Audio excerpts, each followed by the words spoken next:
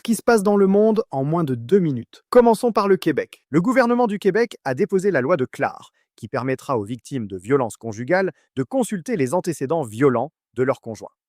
Cette mesure vise à mieux protéger les femmes à risque. Pour vous, ça veut dire qu'une personne inquiète pourra vérifier si son partenaire a un passé violent. Maintenant, regardons le reste du Canada. La santé publique canadienne a contacté 26 personnes considérées à faible risque après le cas d'hantavirus détecté en Argentine. Ces voyageurs sont surveillés par précaution, même si leur exposition est jugée minime.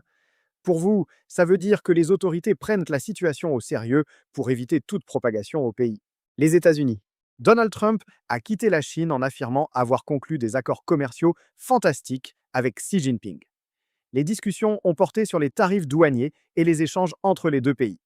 Pour vous, ça veut dire que ces ententes pourraient influencer les prix des produits que vous achetez provenant de Chine. La France. Le taux de chômage en France a dépassé les 8%, atteignant son plus haut niveau depuis 5 ans. Cette hausse reflète une conjoncture économique difficile dans le pays.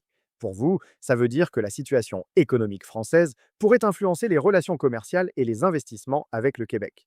Un peu plus loin dans le monde, la Russie a lancé une attaque massive sur Kiev avec des drones et des missiles balistiques, faisant 5 morts et des dizaines de blessés.